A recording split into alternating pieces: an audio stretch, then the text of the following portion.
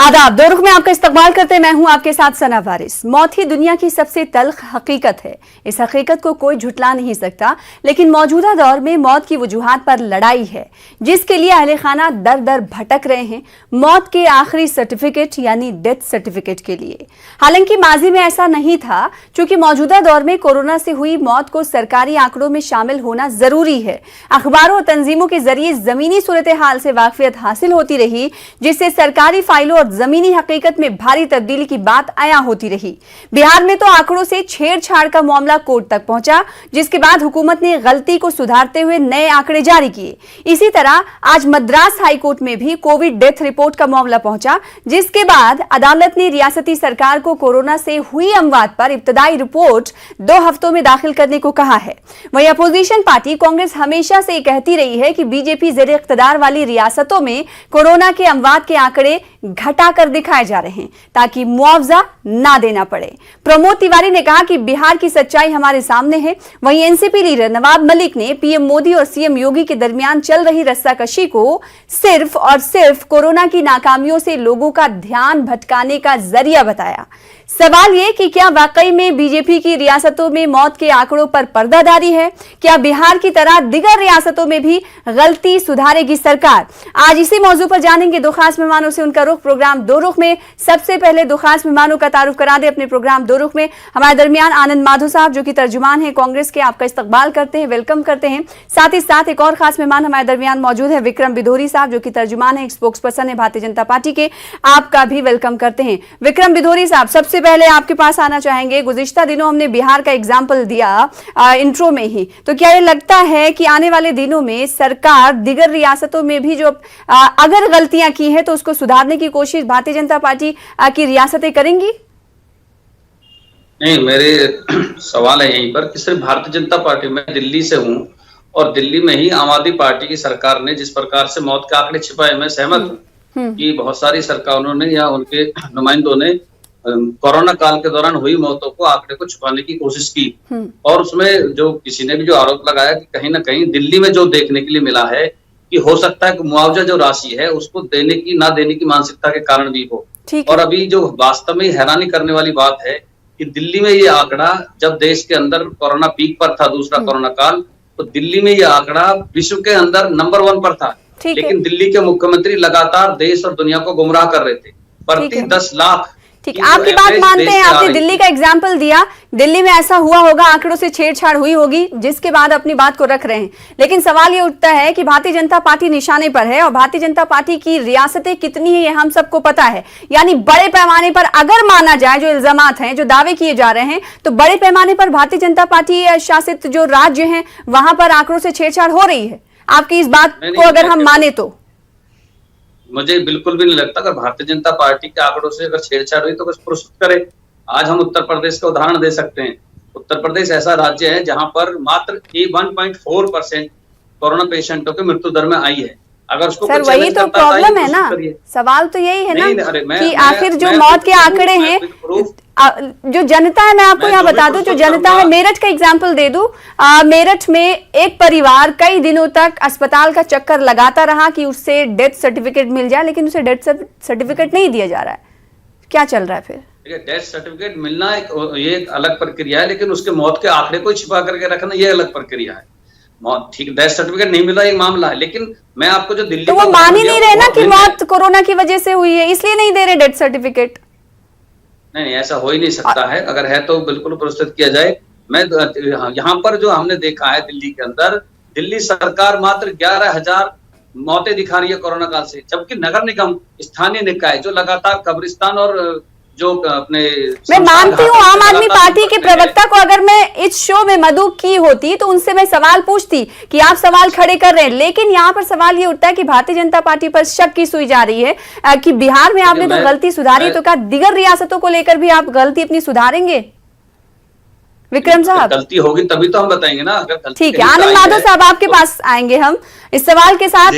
कांग्रेस समेत दिगर कई ऐसी तंजीमें हैं, समाजी तंजीमें, जिसे समाजी संगठन भी कहा जाता है, वो इल्जामात लगाती रही हैं कि आंकड़े कुछ और रहे और फाइलों में सरकारी आंकड़े कुछ और रहे। आप लोग भी जबानी ऐसा कहते रहे हैं। अगर ये बात सच है तो फिर आप कानूनी चाराजोई क्यों नहीं करते? देखिए, इसमें सबसे बड़ी बात यह है कि आंकड़ों की बाजीगरी में ये भारतीय जनता पार्टी और उसकी सरकारें सबसे आगे है और ये अपने चेहरा को चमकाने के लिए हर समय इनका ये प्रयास रहा है कि कैसे मौत के आंकड़ों को छुपाया जाए। इसका मैं एक उदाहरण बताता हूँ, बिहार से दे रहा हूँ कि बक्सर में जो लाशें गंगा में बहती हुई मिली, उस पे जब हाईकोर्ट ने तंज कसा और हाईकोर्ट ने जो है सरकार से सवाल पूछा, तो हाईकोर्ट में हलफनामे दाखिल किए गए। इसमें 2 दावे दाखिल किए गए थे, एक मुख्य सचिव की ओर से और एक दावा जो था वो पटना के कमिश्नर की ओर से, आयुक्त महोदय जो उनके ओर से। आयुक्त महोदय का रिकॉर्ड ये कह रहा था कि बक्सर में एक ही घाट पर 389 यानी 389 लाशों का 10 दिनों के अंदर वहां जलाया गया था, दाह संस्कार किया गया था। और मुख्य सचिव के दावे थे कि कोरोना से वहां 6 मौतें हुई। तो ये अंतर है। अभी जो इन्होंने हाईकोर्ट के लताड़ पे जो थोड़ा सुधार किया है, सच्चाई ये है कि ये भी सुधार नहीं है, इससे 5 गुना कम से कम जो है मौतें और हुई होंगी, जिसका इनके पास कोई आंकड़ा नहीं है। ये तो पता चल जाएगा आपको अगर सारे जिलों के जो म्युनिसिपल, एकदम बहुत आसान तरीका है। देखिए, जिनके परिवार में जिनकी मौतें हुई हैं, और आप बता दें कि आज के समय में कोरोना में कोई भी ऐसा परिवार नहीं है जो कि अछूता है। म्युनिसिपल कॉर्पोरेशन जहां से डेथ सर्टिफिकेट इश्यू होता है, वहां ईमानदारी से सब लोग कतार में लगे हुए हैं कि हमारे घर में मृत्यु हुई और डेथ सर्टिफिकेट। तो इन महीनों में कोरोना काल के दौरान जो लोगों की मौत हुई है, अगर म्युनिसिपल कॉर्पोरेशन जो है उसके यहाँ से डेथ सर्टिफिकेट कितने अप्लाई किए गए हैं, कितने पेंडिंग हैं, कितने नहीं मिल रहे हैं, उसकी जांच एक बार हो जाए, स्पष्ट रूप से आ जाएगा और आपको स्पष्ट रहेगा कि जैसे मान लीजिए आप बिहार की बात कर रहे हैं तो 10,000 यहाँ बता रहे हैं आंकड़े, वो बढ़ के आपको 5 गुना 6 गुना यहाँ का आंकड़ा मिलेगा।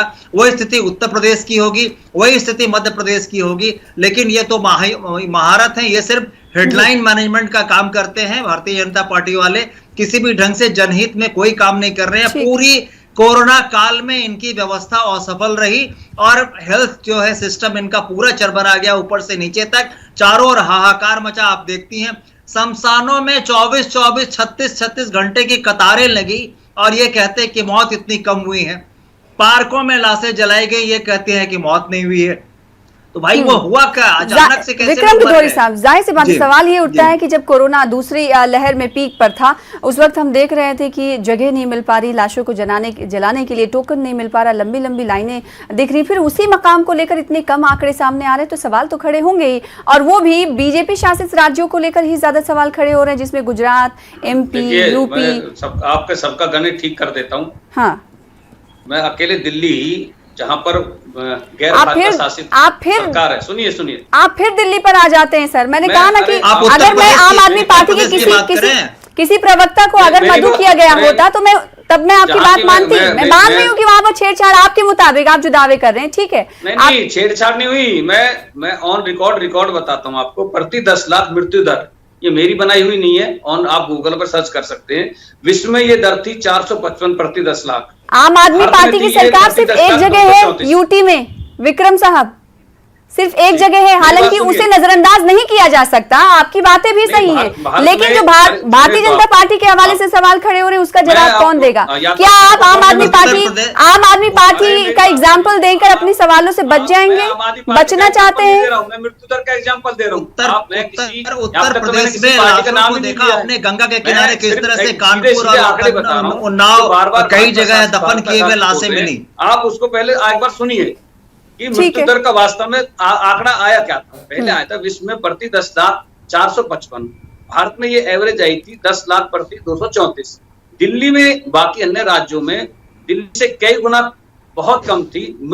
उत्तर प्रदेश के अंदर, जो बार बार ये कह रहे महोदय जी हमारे साथ में बैठे हैं, अकेले उत्तर प्रदेश के अंदर पूरे भारत के अंदर सबसे कम था 1.4, लेकिन दिल्ली टॉप पर थी, पूरे देश में पूरे विश्व के अंदर टॉप पर थी। प्रति 10 लाख 1207 लोग मृत्यु दर पर लगातार कंटिन्यू डेली मृत्यु दर की चपेट में आ रहे। तो कहीं ना कहीं जो बार बार भाजपा शासित राज्यों की बात करें। और रही बात अगर कोरोना काल में, पहले आपने कोरोना काल देखा हो, पहले कोरोना काल को नियंत्रित किया था देश के प्रधानमंत्री माननीय मोदी जी ने, और लगातार जिस प्रकार से उन्होंने नियंत्रित किया था, हम कोरोना पर विजय प्राप्त। ठीक है, लेकिन दूसरे कोरोना काल में नाकाम हुए ना। है जी। विजय हुए तो उसका क्रेडिट ले लेते हैं, नाकाम हुए तो क्रेडिट नहीं लेते हैं, ये तो अच्छी बात नहीं ना विक्रम साहब। वो तो अपनी गलतियां एक्सेप्ट करना चाहिए और उन्हीं गलतियों को सुधारना चाहिए, जैसे बिहार में सुधारा गया है। नहीं, जब तक दवाई नहीं तब तक ढिलाई नहीं। आपको अगर देश के बार प्रधानमंत्री जी देश के 130 करोड़ लोगों से, सम्मानित लोगों से निवेदन कर रहे थे कि जब तक दवाई नहीं तब तक ढिलाई नहीं, और ये इसका मौत का बहुत बड़ा रीजन और कारण भी रहा कि वास्तव में पहले कोरोना पर विजय प्राप्त करने के बाद जो सहजता के साथ लोगों ने इसको सहज लेना शुरू किया, इस पर नियंत्रण मतलब मास्क लगाना बंद कर दिया और इस पर ढिलाई जो बरती गई, वो दूसरी लहर के लिए बहुत बड़ा जानलेवा भी साबित हुई। ये हम सब मानते हैं, स्वीकार करते हैं, ये हम सब मानते हैं। और दूसरी लहर में आवाम ने अपनी जिम्मेदारियां नहीं निभाई, ये हम सब मानते हैं। लेकिन ये भी माना जा रहा है कि सरकार की भी नाकामी थी निमटने में। लोगों को बेड नहीं मिल पा रहे हैं। ट्विटर पर ऐसा चल रहा था कि बस ट्विटर पर ही मदद की गुहार लगाई जाएगी और वहीं से कोई फरिश्ता आएगा और वो हेल्प करेगा।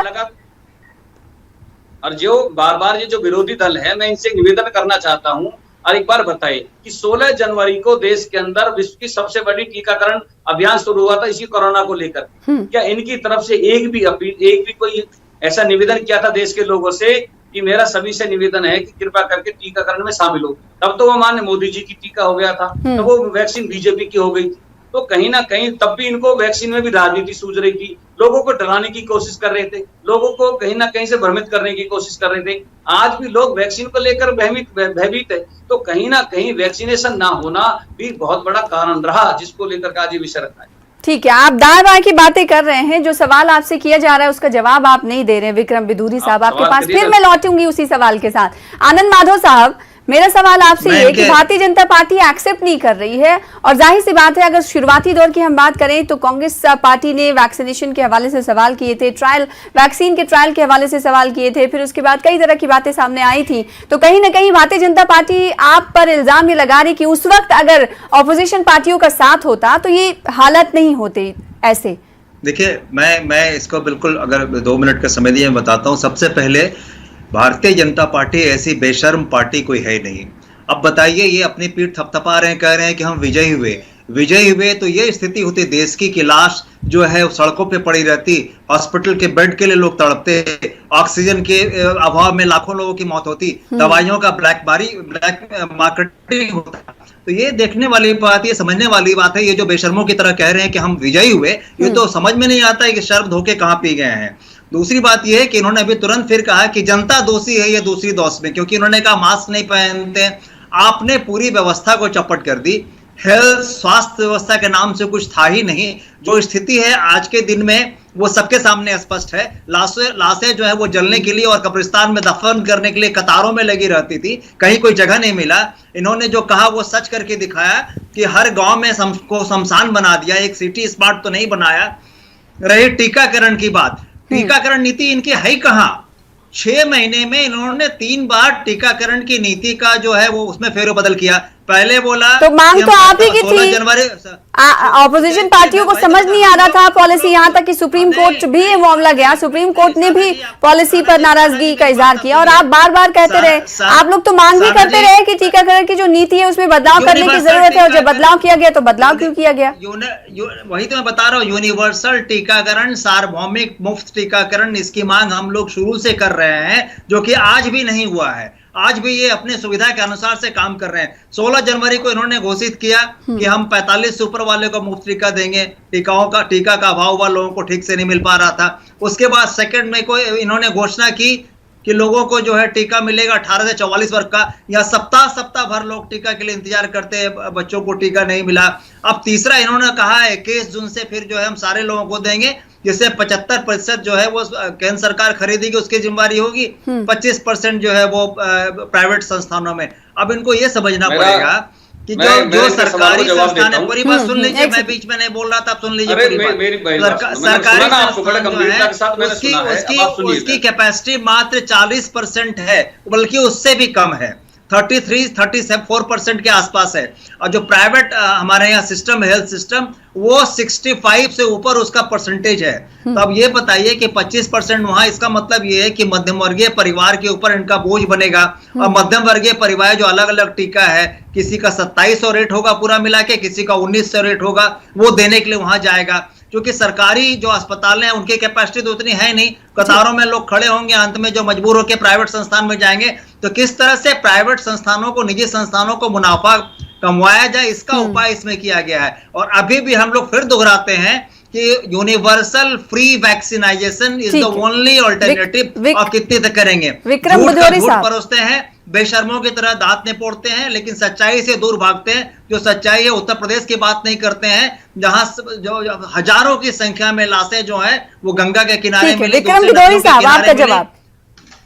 कफन तक चोरी आपने जो नई नीति अपनाई कि मुफ्त में रियासतों को वैक्सीन दिया जाएगा और 25% जो वैक्सीन है अब वो निजी अस्पतालों को दिया जाएगा, और उस पर क्या जवाब क्या था आपने सुना। तो क्या ये माना जाए कि असल में कुछ ऐसे लोग हैं जिन्हें मुनाफे के लिए गुंजाइश रखने के लिए सरकार ने ऐसा कदम उठाया है?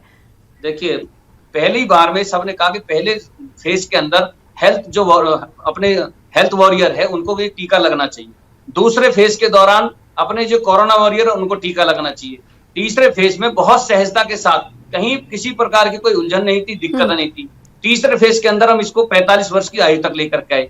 जैसे ये टीकाकरण सफलता की ओर बढ़ा तो सभी राज्य सरकारों के मुख्यमंत्रियों ने कहा कि जिस महानतम टीकाकरण अभियान का हिस्सा बनना चाहते हैं, जिसमें ये राजस्थान में कांग्रेस की सरकार, पंजाब में कांग्रेस की सरकार, केरल में कहीं ना कहीं इनको जब माननीय प्रधानमंत्री में भी जानकारी इनकी देख लीजिए, टीकाकरण का मात्र 25% हिस्सा बनता है 18 से लेकर के 44 तक का। तो माननीय मोदी जी ने कहा कि 18 से जो 44 तक का नेक्स्ट जो वो है अभियान, आप इसका हिस्सा बनिए और अपनी स्वयं इच्छा से कंपनियों को ऑर्डर करिए और अपने राज्य के लोगों को दीजिए सुविधा। आप कल्पना करोगे, मात्र एक हफ्ते के दौरान ही ये सब सारा सिस्टम जानबूझकर फेल करने की कोशिश की। वैक्सीनेशन अभियान को नहीं, वैक्सीन तो नहीं मिल रही थी, वो तो ये शिकायत करते रहे कि वैक्सीन हमें मिल नहीं रही है, वैक्सीन हमें मिल नहीं रही, वैक्सीन दे नहीं रही है सरकार। इस हवाले से भी तो इल्जामात लगे थे। और सरकार फिर उसके बाद ग्लोबल टेंडर की बात उसमें आ गई, फिर ग्लोबल टेंडर की बात भी सामने आई थी विक्रम बुधोरी साहब। तो वो तो साफ हो गया था ना कि टीका की कमी है जिसे पूरा नहीं कर पा रही केंद्र सरकार। ना पहले कमी थी ना अब टीके की कमी है। आखिर में जब ये सारी डॉक्टर्स कहते हैं कि हमारे पास टीके की कमी है, लेकिन भारतीय जनता पार्टी के प्रवक्ता कहते हैं कि नहीं, टीके की कमी नहीं है, सिर्फ ज़बानी जमा खर्च के लिए।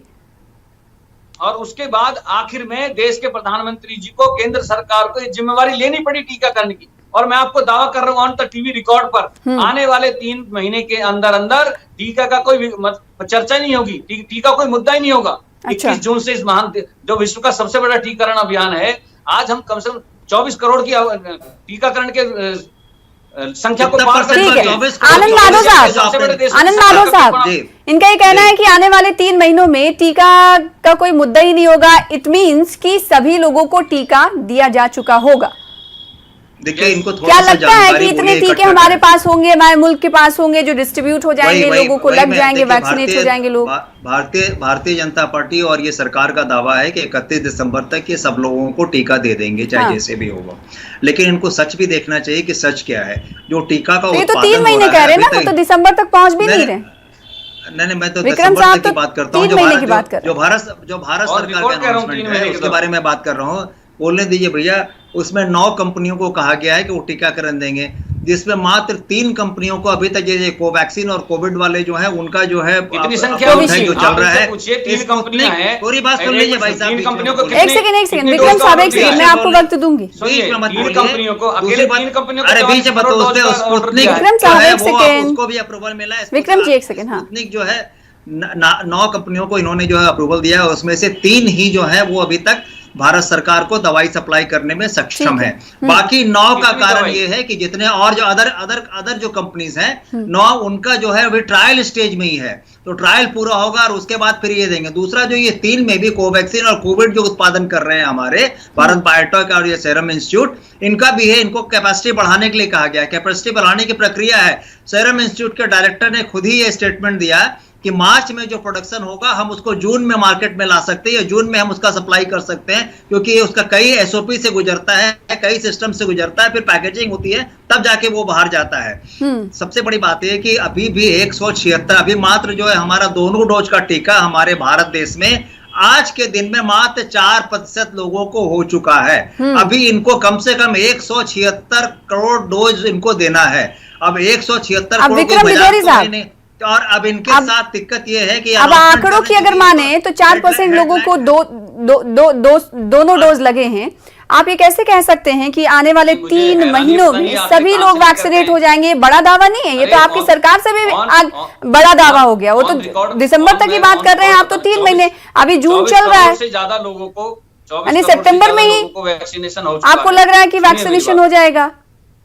100% हो जाएगा। आप भी हैं, मैं तो कहीं ना कहीं किसी न किसी माध्यम से आपके टीवी पर अगर मौका देंगे तो आऊंगा ना 3 महीने के बाद। आप इससे यही कहूंगा कि 3 महीने पहले हमने कहा था कि वैक्सीनेशन कोई मुद्दा नहीं होगा देश के अंदर, क्योंकि ये भी अगर मुद्दा आया है, देश की जनता भी याद रखेगी के कारण आया है, तो जो कहीं ना कहीं जो अच्छा ये मुद्दा है ही नहीं, विपक्षी जो सरकारें थी राज्यों की, उनके कारण उन्होंने मुद्दा बनाया। जानबूझ करके इन्होंने वैक्सीनेशन स्टोर किया, वैक्सीन बर्बाद की। राजस्थान के अंदर मीडिया के माध्यम से देखने के लिए, पंजाब में मीडिया के माध्यम से देखने के लिए, हाई कोर्ट और भारत की जनता, उदाहरण दूं, आप कल्पना करोगे 57 लाख, दिल्ली को 57 लाख डोज मिली थी, जिसमें से 1,82,000 का तो डैमेज करने का रिकॉर्ड हमारे पास है। तो आप कल्पना करिए कि जो लोग, लेकिन डैमेज तो उत्तर प्रदेश में भी हुई कर रहे हैं। पहले मरहले में जब डिस्ट्रीब्यूशन हुआ था उस वक्त यूपी में भी जाया हुई थी वैक्सीन, आपको शायद खबर नहीं है। नहीं, मेरे पास सभी हर राज्य की खबर है। और जो ये बता रहे, अकेले 3 कंपनियों के पास 44 करोड़ डोज का ऑर्डर दे चुकी है केंद्र सरकार। जी जानकारी है, आपको जानकारी है, बिल्कुल जानकारी है। और आपको ये भी बता दें कि कितने अधिक मूल्यों पर है ये है। भारत में एक डोज देने के बाद, एक सेकंड जवाब ले लेते हैं। भारत में एक डोज $8 का आता है, बल्कि जबकि यूरोपियन कंट्री में वो डोज जो है वो मैक्सिमम $3.5 का आता है। इवन कि बांग्लादेश में भी ये $5 का है, लेकिन यहाँ ज्यादा उसकी कीमत है। तो इनको ये सब किस तरह से ये कर रहे हैं, इसमें मुनाफा और ऐसा नहीं है कि ये सिर्फ ऑपोजिशन पार्टियां कर रही हैं, कह रही हैं। विक्रम बिधोरी साहब, इस मामले पर आपको कोर्ट से भी तो फटकार मिल चुकी है कि एक देश में आखिर कई कीमत क्यों होंगे? साना जी, एक सेकंड विक्रम साहब, मैं आऊंगी, माधव साहब आपके पास आऊंगी। एक ही देश के अंदर एक ही कीमत है। कैसे कीमत है? आप देखिए, एक देश के अंदर तीनों डोज की एक ही कीमत है, और उसमें भी प्राइवेट अस्पताल। बाकी तो देखिए, सबसे बात कीमत कोई है ही नहीं। देश के 130 करोड़ लोग, आप ये स्पष्ट संदेश होना चाहिए। देश के प्रधानमंत्री माननीय मोदी जी ने कहा, देश के 130 करोड़ क्या कीमत नहीं है, आप ये बताइए। ये झूठ नहीं बोल रहे हैं आप विक्रम बिधोरी साहब। कोर्ट ये कह रहा है कोवैक्सीन, कोविशील्ड की अलग अलग कीमतें हैं, नहीं मालूम आपको? हाँ, ये तो है। ये झूठ फैला रहे हैं आप लोग। हमेशा कहते हैं कि दूसरी पार्टियां भ्रम फैला रही, तो आप अभी क्या कर रहे हैं? तीन वैक्सीन, आप ये बताइए कि अदालत में कीमत को लेकर मामले पर कितनी बार सुनवाई हो चुकी है, जिसमें सरकार पर फटकार लगाई गई कि आप जवाब दें कि आखिर एक मुल्क में अलग अलग कीमतें क्यों? वो सब झूठ है कि आज कोविशील्ड की कीमत जब 700 रुपए थी, तो क्यों प्राइवेट अस्पताल उसके 1000 रुपए कैसे ले रहा था? तो देश के प्रधानमंत्री जी माननीय मोदी जी ने कहा कि 150 रुपए की कीमत ही नहीं थी। एक सेकंड विक्रम बिधोरी साहब, आप ये बताइए, पहले तो आप कह रहे थे कीमत ही नहीं है, कोई कीमत ही नहीं है, फिर अभी आप कह रहे कीमत है। कंफ्यूजन कीमत नहीं है। देश के प्रधानमंत्री माननीय मोदी जी ने 130 करोड़ लोगों को फ्री डोज उपलब्ध कराई। तो सुबह उठते हैं, झूठ का बोला करते हैं, उसको प्राइवेट अस्पताल में लगवाते हैं, उसके पहले झूठ की जमाई लेते हैं। और कहीं ना कहीं सक्षम 130 करोड़ लोगों तो क्या 25% लोगों से बात करके ये फैसला ले लिया गया कि वो अपनी मर्जी से वैक्सीन लगवाना चाहते हैं? विक्रम बिधोरी साहब, तो क्या वैक्सीन लगवाने से पहले ही उन 25% लोगों से राब्ता कर लिया सरकार ने कि वो अपनी मर्जी के मुताबिक, अपनी सहूलत के मुताबिक प्राइवेट अस्पतालों का रुख करना चाह रहे हैं?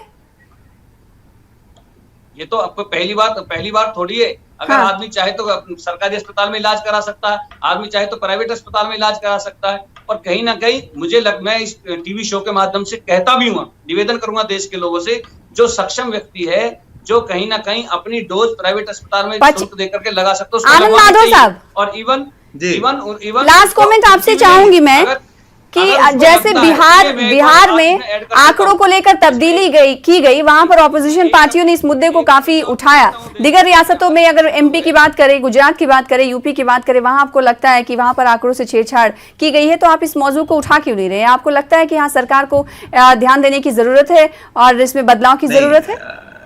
देखिए, इसके बारे में उठा नहीं रहे, ऐसी बात नहीं। हम लोग शुरू से पहले दिन से कह रहे हैं, और आपको हम ये बता दें कि अभी भी बिहार में सच नहीं आया है, अभी भी ये फर्जी है। नहीं, अगर फर्जी है तो फिर आवाज में इतनी नरमी क्यों? बिल्कुल, कैसे नहीं, अब चिल्ला के बोलने से थोड़ी, जो सच है मैं बता रहा हूँ। नहीं, चिल्ला के बोलने की बात ये नहीं हो रही, बात ये हो रही है कि ऐसे बोले, आधार पर बोलिए ना, ऐसे बोले कि सरकार को इसका असर पड़े। आज भी आप अखबार को देखिए, ये बात अलग है कि मीडिया में, अरे भाई साहब, बिदुरी साहब, अगर मैं विक्रम बुद्धि साहब अपनी बात बोलने दीजिए, कागज अपने साथ बोलने दीजिए। आपके, अरे विक्रम साहब, दिल्ली नगर निगम के आंकड़े लेकर के बैठा हूँ, मैं दिल्ली सरकार के आंकड़े लेकर के साथ में बैठा हूँ। इनको एक दिल्ली सरकार के सरकारों के पड़ी हुई है, क्योंकि चुनाव नजदीक आ रहा है, तो उस आंकड़े लेकर के रहे सामने। मौतों के आंकड़ों पर लगातार तकरार हो रही है और अभी भी तकरार जारी है। बेहद शुक्रिया अदा करना चाहेंगे दोनों खास मेहमानों का प्रोग्राम दो रुख में शामिल होने के लिए। फिलहाल मुझे दीजिए इजाजत, कल फिर बड़े मुद्दे के साथ होंगे हाजिर, तब तक के लिए आदाब। देखते रहिए न्यूज़ 18 उर्दू। आदाब।